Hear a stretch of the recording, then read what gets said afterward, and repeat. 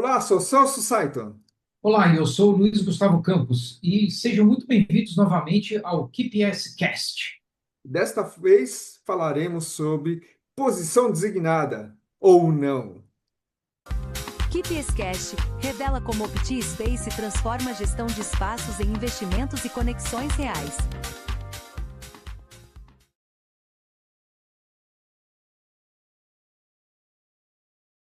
Bora lá, Luiz. Então a gente Bora. começou esse papo baseado aí na pesquisa que você está acompanhando e compartilhando com o nosso público sobre algumas análises que a pesquisa demonstra, né, o comportamento, tendências ou vontades, anseios, desejos, ou seja lá qual título você queira adotar, e um dos fatores que aparece com uma certa frequência ou regularidade ou peso, né, nessa pesquisa é justamente se na volta ao escritório, ao presencial, devemos voltar, inclusive, ter posições fixas por colaborador.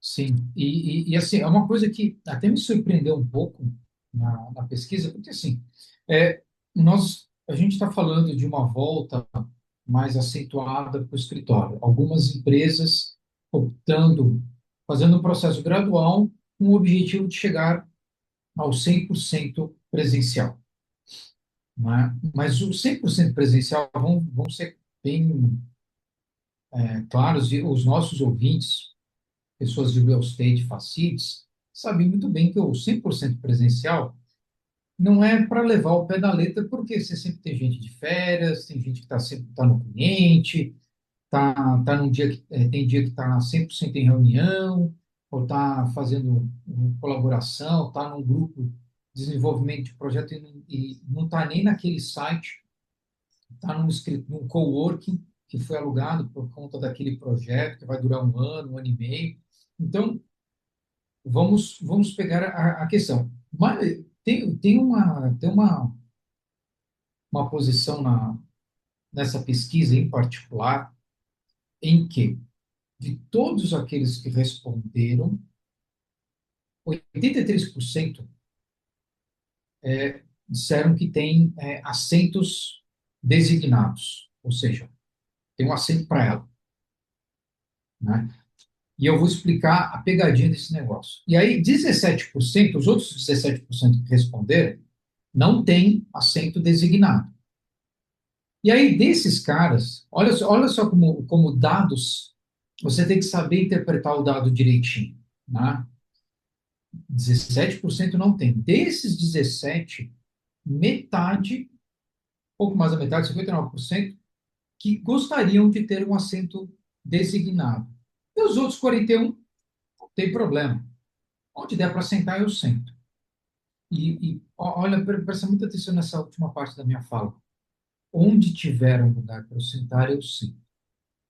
Quando a gente fala de assento, aqui está a letra miúda ou o que está por trás da pesquisa está dizendo que se eu vou ao escritório, não é que eu tenho que ter uma estação para mim, e quando eu não estou, aquela estação não está sendo utilizada.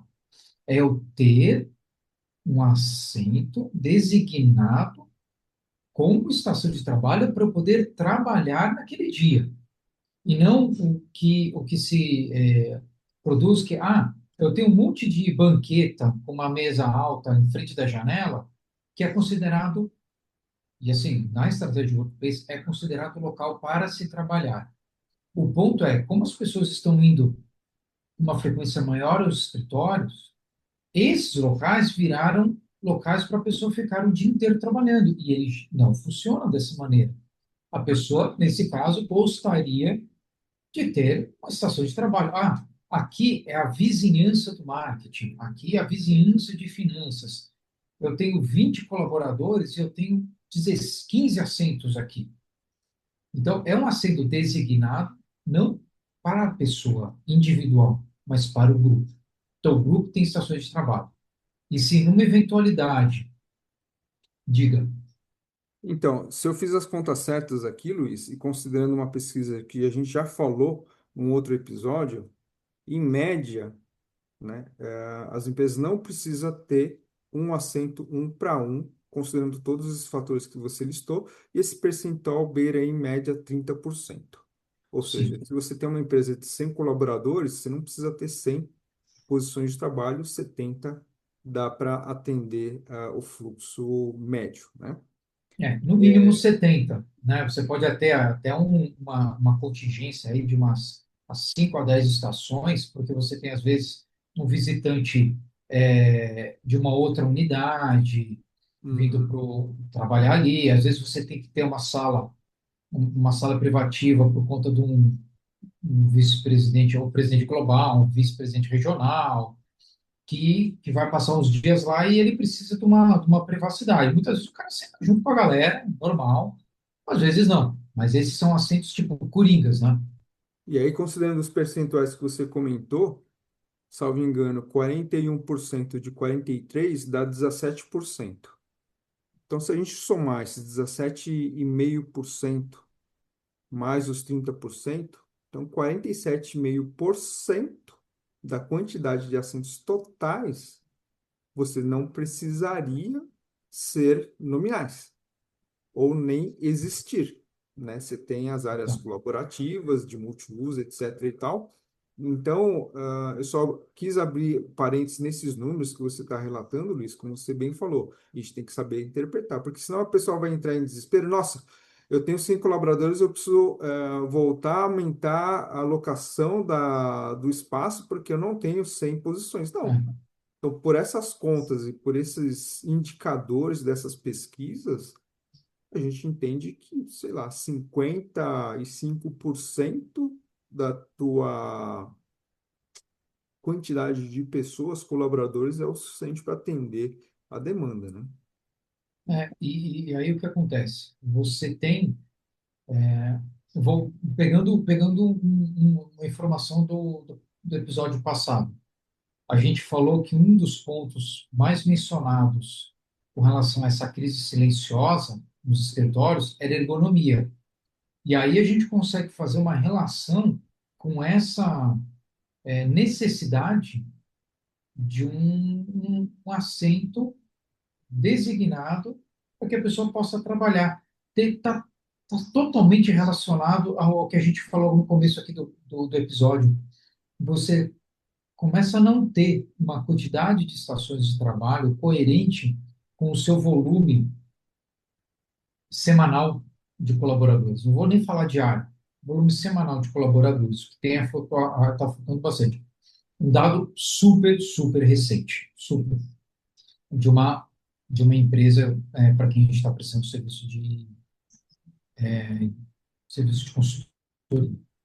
A média de ocupação tem sido de 50, 55%. Tem outro Todas as. detalhe que você já Sim, comentou também em alguns episódios, que é o salas Focus, library, qualquer nome que seja, que são espaços destinados a pessoas que trabalham em projetos, em pesquisa, que tem que trabalhar de forma isolada para ele se concentrar. Então, não precisa ser uma posição designada, mas que ele tenha essa paz, né? Esse silêncio para ele poder se concentrar. E nada impede que essa pessoa trabalhe com outros profissionais de outras atividades, de outras áreas, nesse espaço reservado que ela consiga se concentrar. Então, mais uma vez, não necessariamente significa que você tem que ter uma posição com a plaquinha em nome do camarada. exatamente, exatamente. Você disse bem, Celso. Não quando diferentemente do que a gente falava de estação designada no passado, que era um para um, tinha o nomezinho de cada um de nós lá na plaquinha. Se a gente ficasse um mês de férias, ninguém usava aquela estação. O escritório precisando de colocar gente para trabalhar, não, não, não. Aqui é a estação do Luiz, não pode pôr gente aqui. O Luiz vai ficar bravo, né? Mas não é essa a questão. É a questão de você ter um espaço de qualidade para aquela atividade individual que você tem que exercer no local de trabalho, no escritório. É bem isso. Então, quando a gente fala hoje em dia de estação designada, é um local que você tem, vamos pegar uma dockstation, ou você tem já por exemplo, tem um cliente de tecnologia que todas as estações de trabalho, as estações de trabalho individual, vamos pôr dessa maneira, tinham regulagem de altura, tinham um monitor, um teclado e um mouse já preparados para se conectar a uma dockstation onde você plugava o seu notebook. Todas. Então, eles estavam preparados para todo mundo que viesse ao escritório ter uma estação que atendesse às necessidades básicas para todos eles. Obviamente que existem estações, vão existir quase que por uma questão de hábito e de pessoas que vão todo dia ao escritório, de posições. Por exemplo, a equipe de facilities. Tem equipe de facilities que vai todo dia para o escritório. E eles têm uma área ali que é só deles. Eles têm que ir todo dia. Então, ali é um para um. Não tem jeito. E aí, você, por hábito, você acaba sentando sempre na mesma estação. De novo, esse cliente recente de consultoria. Eu fui passar um dia lá para fazer uma análise de para a conclusão, né, do nosso relatório final. E onde eu posso sentar? Porque eles evoluíram tanto, áreas colaborativas começaram a ser tomadas por departamentos, e você não tinha ninguém lá, mas tinha uma plaquinha. Aqui só pode sentar fulano de determinado departamento. E aí de você se pegasse para sentar lá. Então eu já fiquei assim, caramba, nem faz tanto tempo, faz o quê? 3 meses que eu tinha ido a última vez. Aí eu perguntei para o pessoal, inclusive para o pessoal de facilities, falou, tem um lugarzinho que eu possa sentar? Não, falou, aquela estação ali está vazia, pode sentar lá. E aí eu passei o dia ali. Mas você vê como as situações vão acontecendo? O do it by yourself, então as pessoas vão tomando posse de coisas que talvez não deveriam ser para elas, porque elas não estão lá, não estão lá. Elas vão estar lá o quê? 2, 3 vezes na semana?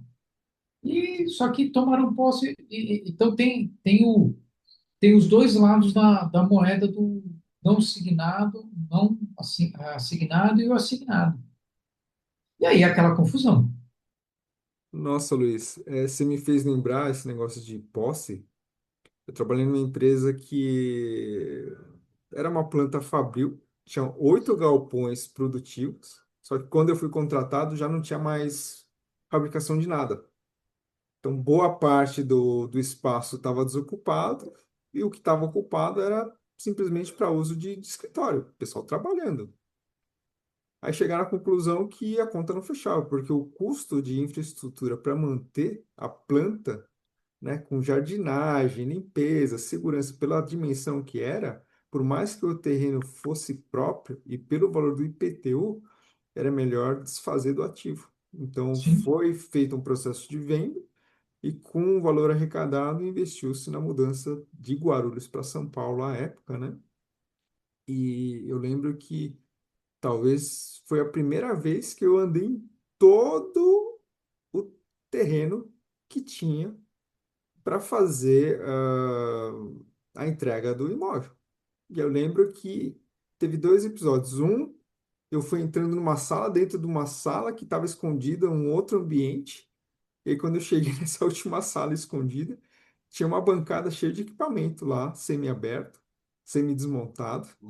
Aí eu levantei a placa do ativo e fui atrás da contabilidade. Mas escuta, esses patrimônios aqui, de quem que é, ou de que área, tal, tal, tal. Qual foi a resposta? Ah, não tá sei. tudo baixado por não ter localizado. Então, Nossa. olha a evasão de ativo que tinha, o pessoal simplesmente dava abaixo e tá tudo certo. Então, se alguém estava subtraindo, para não falar outra palavra, acontecia de uma forma muito tranquila.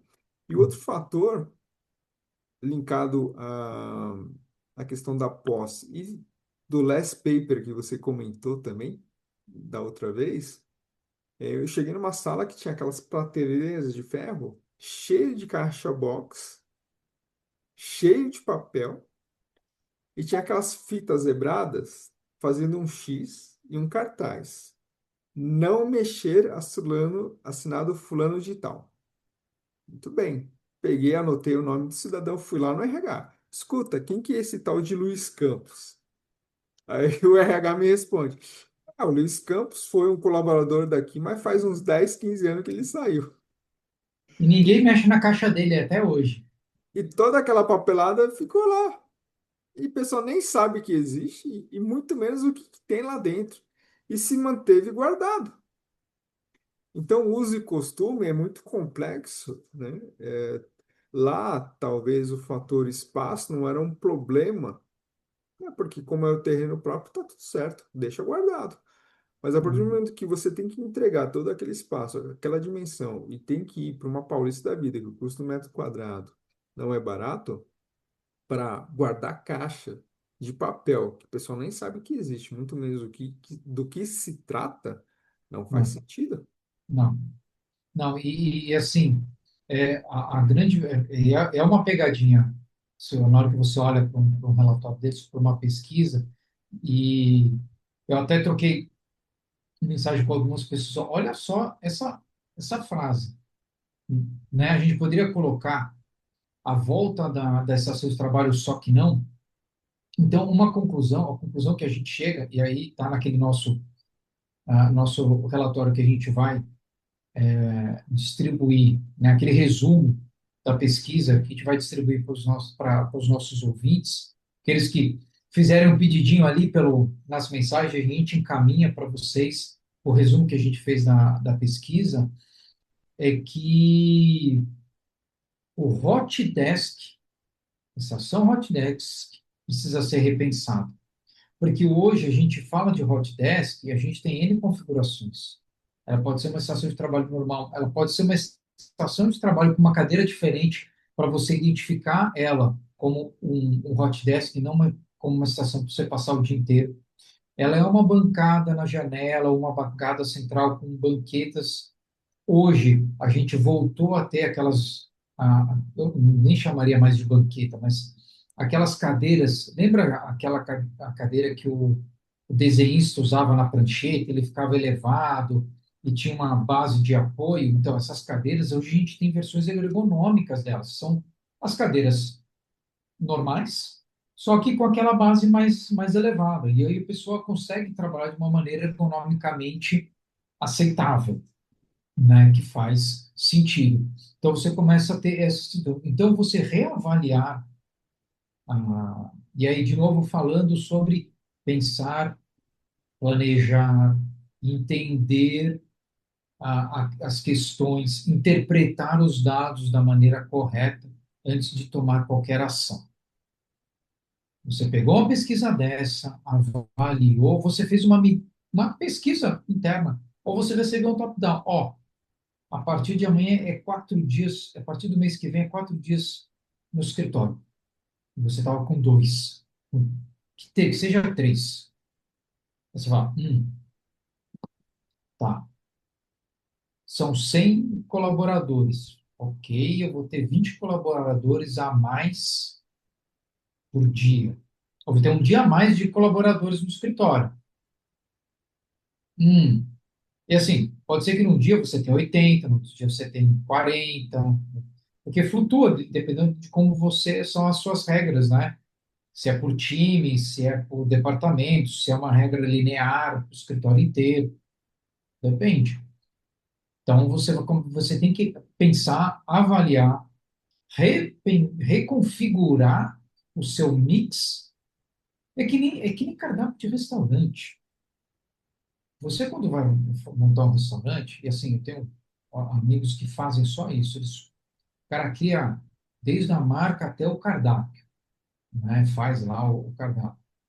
Você tem aquele restaurante que opta por ter poucos itens no cardápio, por quê? Porque o foco dele é só aquilo, né? Vou pegar um coworking. O coworking, ele é um pouco disso. Ele tem algumas opções, ele não tem N mil opções, porque, inclusive, ele tem que atender uma diversidade grande, mas ele não pode também abrir tanto o produto dele, senão ele não consegue ter rentabilidade. Então, ele tem um mix interessante, mas é aquilo. E você tem aqueles restaurantes que passeiam por diversos. Eu tenho massa, eu tenho peixe, eu tenho carne, eu tenho comida vegana, eu tenho só salada. Tem um cardápio que você passa uma hora só lendo o cardápio, porque ele está perdido, né? O que a gente está falando é que existe um meio do caminho que é você entender o seu público, adaptar o teu espaço para esse público e aí entrar, olha, eu preciso de estações de trabalho numa quantidade de X, ou eu preciso de espaços para o meu público que está presente todo dia, aquele pessoal que vai, que são aquelas pessoas que estão indo todo dia, ou são aquelas pessoas que você sabe que naquele dia irão, mas assentos de contingência para as pessoas que precisam ir ao escritório numa situação específica, só que elas precisam de uma estação de trabalho. Elas não vão para só colaborar, ou elas não vão ficar sentados o dia inteiro numa bancada, numa banqueta que passou meia hora, a lombar dela já está apitando, né? Então, essa é a questão específica do assigned desk é muito é muito passando por essa situação e não porque eu vou voltar a ter as pessoas querem ter um assento só para elas. Não é isso. Não é isso. A interpretação da pesquisa é o assento adequado para ela poder trabalhar, se ela tiver que ir para o escritório, mesmo que ela não esteja naquele dia, sabe? Pode ser que algumas empresas comecem, exagerem isso, pode. Numa pesquisa que a gente fez logo pós-pandemia sobre trabalho híbrido, numa das PICs, a gente fez, isso foi 2023, final de 22, 23 e um pouco de 24. Eu tinha, sabe quantos assentos pós-pandemia eu tinha nos Estados Unidos para cada 100 colaboradores? 107. Eu não tinha um para um. Eu tinha 1,07 assento por colaborador. Eu tinha assento sobrando. Em compensação, na Inglaterra, eu tinha 50 assentos para cada 100 colaboradores. Era 1 para 2. Era extremamente radical. No Brasil, era 70 assentos, 65 assentos por cada 100 colaboradores. Mas, Luiz, você pode abrir um pouco mais quais outros dados a pesquisa traz com relação a o porquê que as pessoas desejam uma posição designada? Ou tem fatores como faixa de idade, sexo, quais outros indicadores essa pesquisa traz que pode contribuir para a gente poder planejar melhor e atender, a grande maioria, digamos assim? Olha, a pesquisa ela não é tão clara assim com relação a essa questão das faixas etárias, da questão geracional.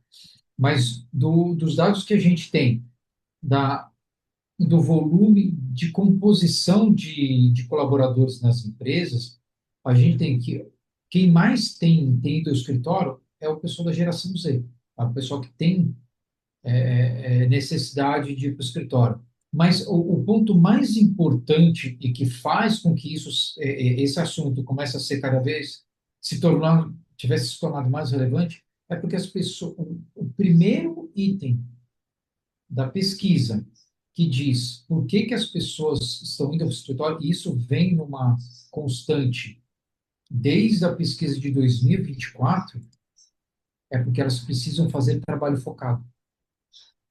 Então, se você precisa fazer trabalho focado é feito numa estação de trabalho, que pode ser, no caso do hiperfoco, uma estação naquele espaço que você comentou, que é um espaço que a gente chamaria de library, de biblioteca, ou uma quiet zone, né? Que é aquele trabalho de você ter um protocolo de utilização, que você não pode usar celular, você não pode falar com o cara do lado, porque é um lugar para ficar quieto e trabalhar, heads down. Ou é uma estação de trabalho normal, no meio da galera, mas é uma estação de trabalho para você ter um lugar para você fazer atividades individuais.